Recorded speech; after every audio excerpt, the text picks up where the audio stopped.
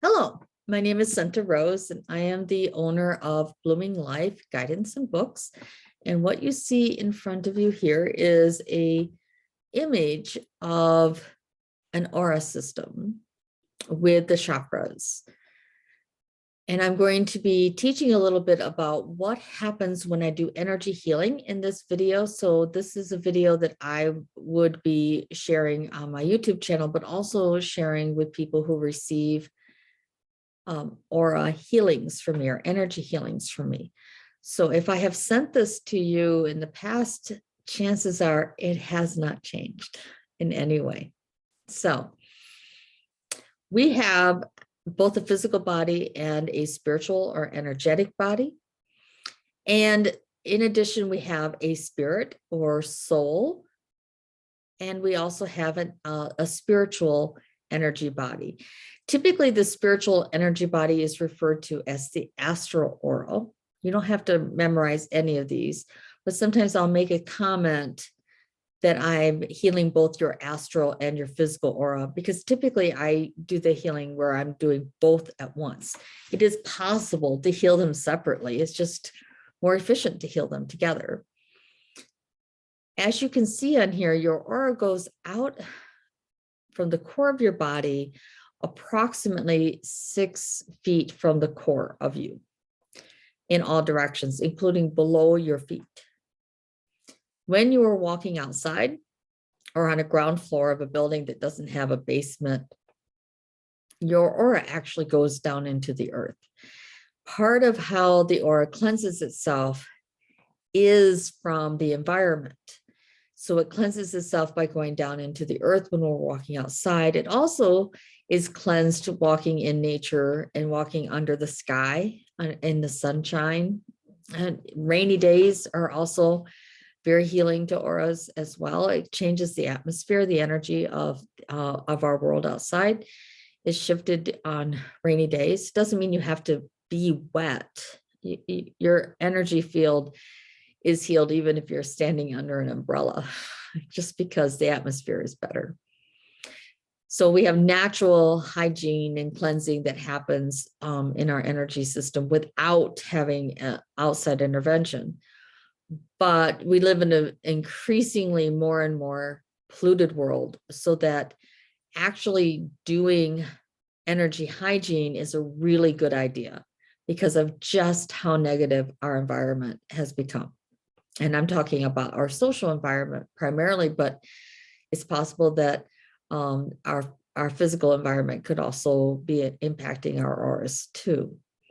When you take a shower, when you swim, when you bathe, there is healing that happens to your energy, or cleansing of your energy field that happens as well, because water is especially good at cleansing the auras. And you have multiple auras. The physical one is attached to your physical body. The astral one is attached to your spirit or your soul, depending on what term you use. I use soul typically, and I think of spirit as more a person's personality, which can be separate from the soul. And when you are, functioning well, your aura would look a lot like what you're seeing on the screen there. It would possibly be even a little bit bigger or even more fluffier than that. When somebody's not doing so well, when their aura is not functioning well, it'll be very compressed and very close to the body, and almost to the point where you can't even see the differences in the different colors. Each of the chakras that you have that are showing on this image correspond to a layer of your aura. And so when your chakras are also damaged in some way, it can impact your aura, not just the environment outside. And chakras can be damaged from people sending wax at you or negativity at you. Prayers are positive and are healing, but negative thoughts directed at somebody can be pretty damaging. Even if you don't consciously want to cause damage to the other person, sending wishes for harm to them of any kind, or negative wishes, or I hope that this bad thing happens, or or just I'm angry with you, and negative thinking toward a person can damage their chakras. Typically, it can also damage, not either the chakras are damaged directly or the aura is damaged, and that impinges on the ability of the chakra to function because the energy in the aura is not going through it well, and it can get caught up. But sometimes there's direct cords that go right into these chakras, and the cording can pull energy away from that layer of the aura as well. Again, you have the physical aura, you have an astral aura. When you sleep at night, most people, but not all people, will spend some of their nights, overnights, traveling outside their body into the spirit world, not necessarily the same travel that you do when you die, but travel where you do have contact with a higher dimension. A lot of people experience that, but they have no memory of it later. Some people actually remember their dreams that they had, and they can even remember that they were at a location. And it's really kind of cool when you wake up and you realize that you've traveled somewhere in your sleep. And when you're traveling, you travel with your astral aura. And then when you come back into your body, your astral aura and your physical aura would normally, under healthy conditions, sync up. However, not everybody's healthy. And a lot of times they're not synced up. You're not fully into your body. You stay in your astral body, and you're not coming all the way into your physical body, your soul, your spirit, whatever you want to call it. And you're floating a little bit outside of your body, and you're not in all of your chakras. A lot of people are not in all of their chakras. And that typically means they're in the upper ones. They'll often be in the ones that are in the head, and they might be in the one in the throat, and that's as far down as they get. And so it's one of the things I talk about quite often is the need to learn how to get present in your body and present in the moment, because when both of your energy systems are synced up and you're all the way present in your body, your energy system is more effective at protecting you from those negative things that are thrown at you from others, from negative energy in your environment. And you just have more agency. You have more ability to be creative, to take care of things that need to be taken care of, to feel that you're safe and secure, to express yourself clearly, to develop the ability to send love to others and to receive love from others, even psychic ability. If somebody's not present in all of their chakras, there's psychic interpretations could be way off. They also could start getting messages from sources that are not very evolved and think that they're getting messages from evolved people because their discernment is off. They're not in all their chakras. So getting present in all your chakras is a really important thing to do as often as possible, which is why I have a video on my channel called Get Present. It helps you get down into your body fully, but it's also not a very highly spiritual video. It's that way on purpose because you don't need to believe in the aura system or chakras to benefit from getting present in the moment. And so that's why I make that video very neutral. When you do the root chakra video, one of the benefits of that is it brings you all the way down into all of your chakras. When you're in the root is the red one at the base of the body between the legs. And it has nothing to do with sexuality. Actually, it's sacral, which is the one above it, which is the orange one, is more to do with creativity and creation, and the expression of sexuality can be, is sometimes associated with the sacral chakra. The root chakra is about feeling secure, having a sense that there is abundance around you, but feeling that the world supports you, that you have, that you're really grounded, that you're safe. It's a feeling of security that becomes really strong when your root chakra is strong. And when you're present in your root chakra, you have a deep sense of I'm safe, which is the very opposite of I am afraid. Fear is one of the most destructive emotions for your energy system and for your mental health. And a lot of times people will say, well, anger is more destructive, but anger is usually an expression of anxiety. And so that's why I come back to the fact that if you want to be more emotionally stable, you need to be in the moment. Getting present in the moment is what will increase your emotional stability, but it also increases your functioning in all the other areas of your life because you're in all of your chakras when you're doing that, when you get present. So when I do energy healing, I don't always start exactly in the same direction. I sometimes will do one thing before I do something else. And then a different time I do something first and then I do something second. It's because the energy system doesn't require that I follow a formula and only one thing has to be done before anything else has to be done. Sometimes there's something that is just so blatant that it's so obvious to me that I need to do first. And sometimes angels want something done before something else, and I just follow their guide. But one of the things that I do is a grounding.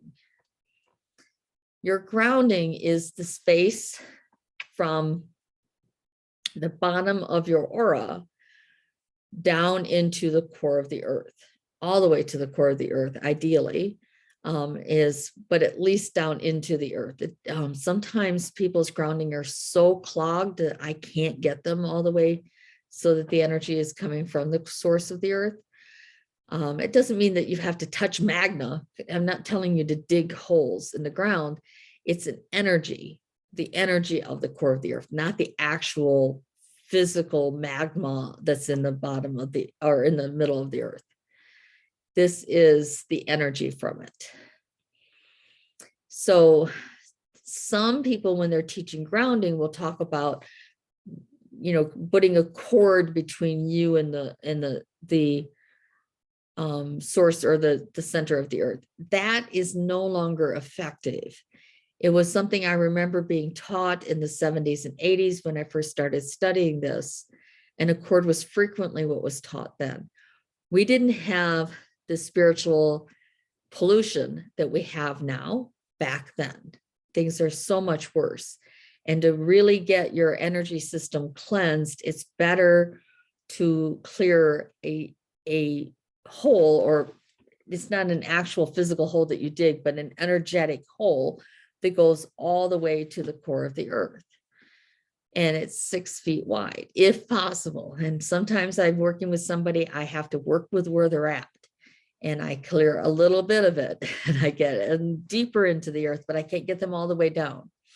And then I'll try to pull up energy from the core of the earth, even though we didn't get the opening, because I can get some energy up through because I got far enough, or I got enough holes in it to be able to pull some energy up, because the energy from the core of the earth is what heals your energy system, as well as the energy from the sun and from the universe and so forth from above.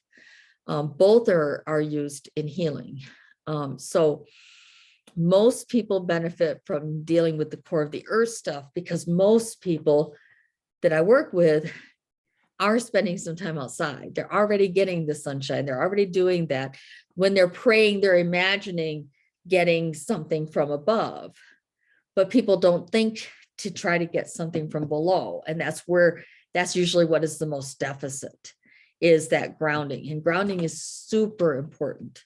The lady who taught me a lot of my energy healing skills is Janet Wright. And she has this comment, she says all the time, when in doubt, clear your grounding. It's kind of like what I've heard people say that they use in the military, when in doubt, drink water. It's like, there's just some basic things that just is a good idea. In the military, it makes sense to keep the troops hydrated. Well, in the spiritual realm, keeping your body grounded to the core of the earth is one of the most effective things that you can do, but also getting present in the moment. That is super important. And that presence is really needed for healing to occur. And in fact, that presence is what I use in inner parts healing, because you get fully present, and then in a state of full presence, you then communicate with your inner parts.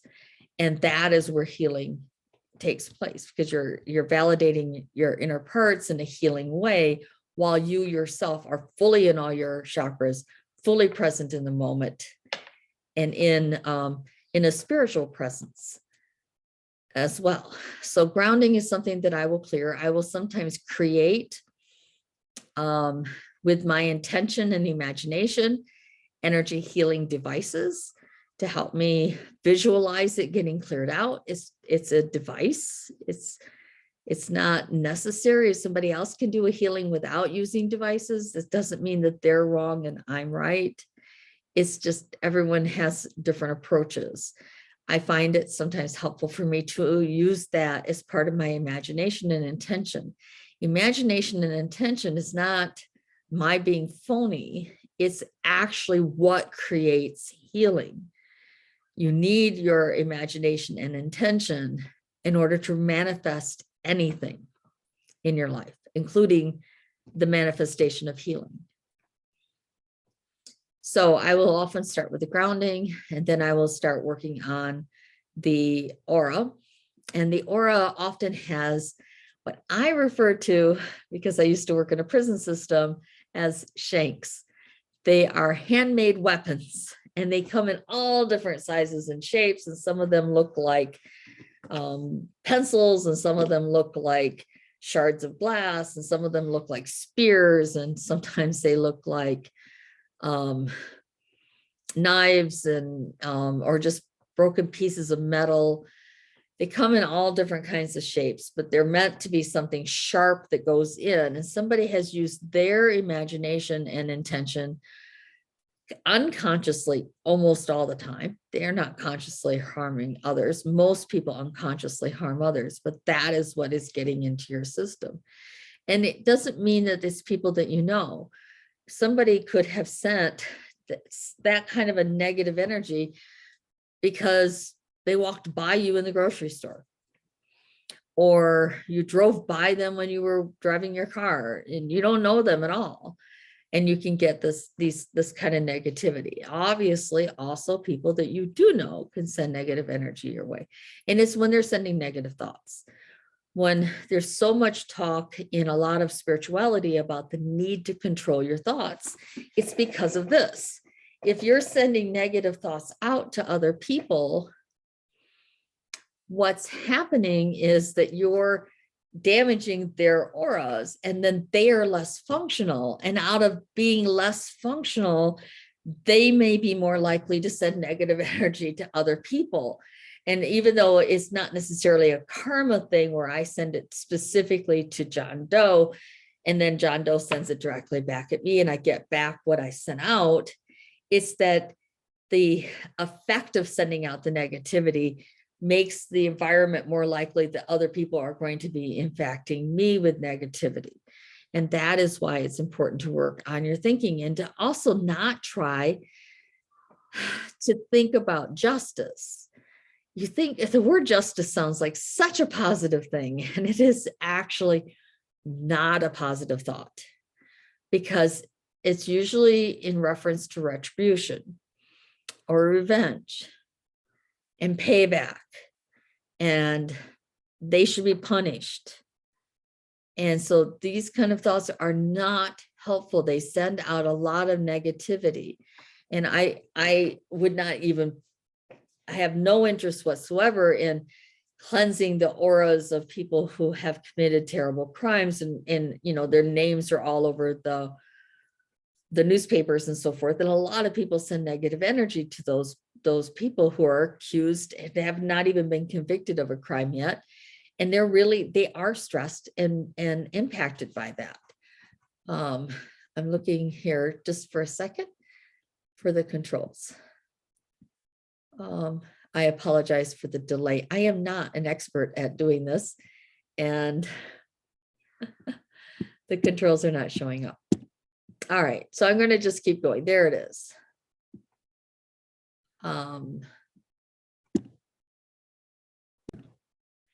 Okay, so I'm sorry for that little break there. So I will clear debris from the aura, both the physical and the astral aura. Typically, most debris is not in the astral aura, but they're both, if they're both synced up, it could be in both. I just clean them both at the same time, so it doesn't matter.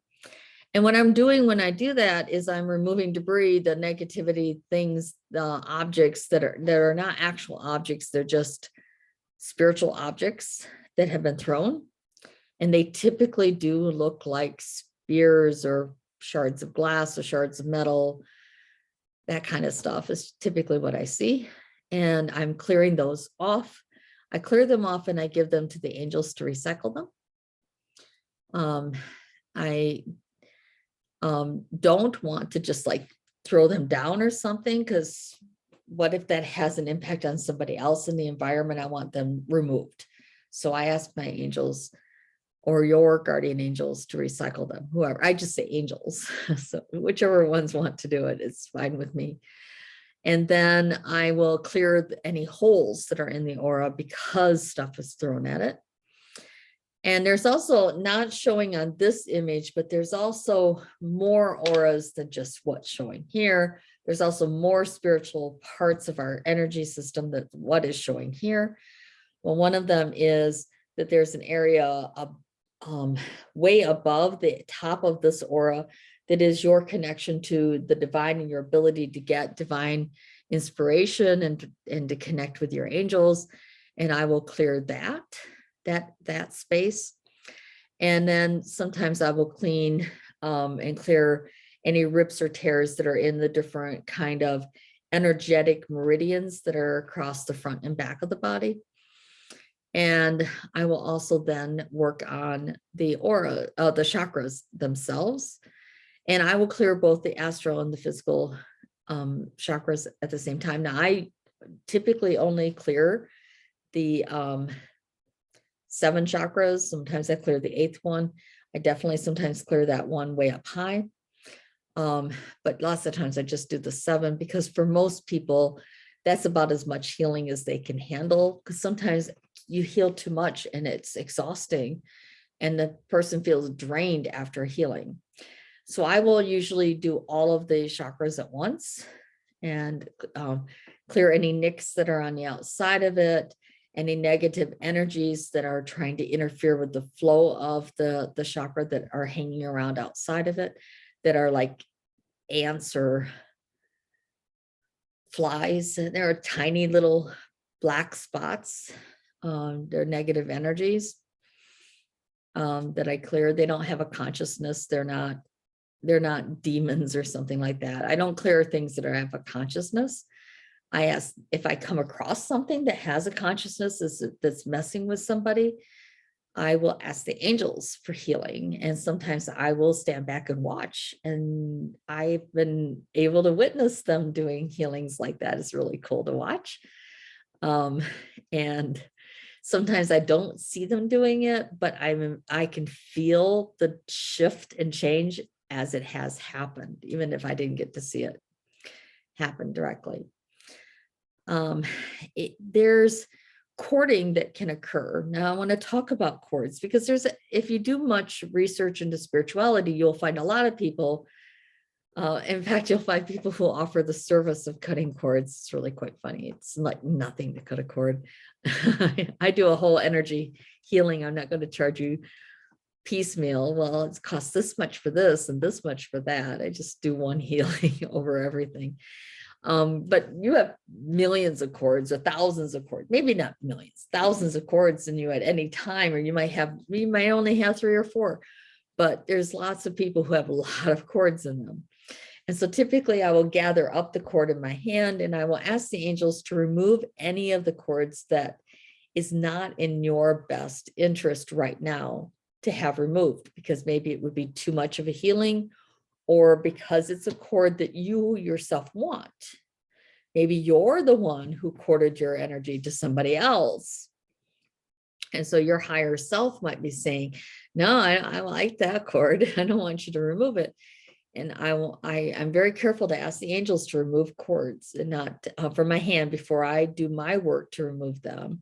And then I will hold the cords in my hand and use my other hand to send the golden energy into it to front and back to pull it from the energy system without damaging the cord, and definitely without cutting it. That's really not good to cut. It's one of the things that I speak up about, even though I say that everybody has their own style and there's nothing wrong with different styles. Some approaches to healing are not healthy, and cutting cords is not healthy. So you'll see people sometimes who say, that they get out this, like knife-shaped gemstone and they cut the cord. No, because what happens when you do that is that some of the cord is still in the person that you're healing. And it's even easier for whoever did the cording to reconnect again because they're already planted. The roots are already in place. It's just reconnecting. It's not hard for them to do that. And the other thing that happens is that some of somebody else's energy is now, it's a foreign energy in this person's energy system. And it takes time for your energy system to dissolve that. It takes energy to do that. It's better to pull it all out. I give the cords to the angels and I ask them to return the cords to their owners so that everybody receives back again what is their energy. And then if there's something that needs to still be healed where I pulled out the cord, I will do that healing. Sometimes around the chakras, there's energy that needs to be, there's nicks or something that comes out when I do that, and I'll heal that. Sometimes the cording is to the bones of the body, and I'll do a healing over where I see that there might be an energetic scar on the bones. And I don't think that has any impact as far as physical aches and pains or whatever, but if I can see that there's like a rip or something, at least energetically in the hip or the humerus bones or the femur bones and so forth of the body. Yeah, I said humerus bones, I meant femur. Humerus is in the arm. But when I do that kind of healing, I can see it sometimes that it needs a little extra healing in that spot. Now, cording, I just want to say there are people who are referred to as energetic vampires that are cording and sapping off your energy. The truth is that most people are not cording for that reason. Most of the cords that I remove is because somebody likes you and wants to be more like you or to have your kind of energy because they like you. That's why they're courting you.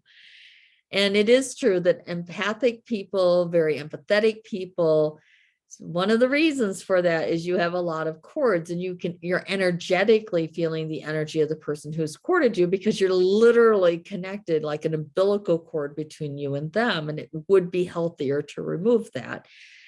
And for you to use your empathy on a more, I'm understanding and I really listen to another person rather than that you're picking up their energy because you're corded to them. That's not healthy.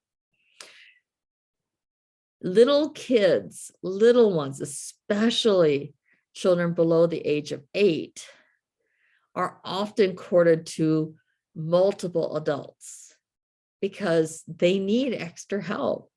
And I use the phrase under the age of 8. It's different for kid to kid to kid.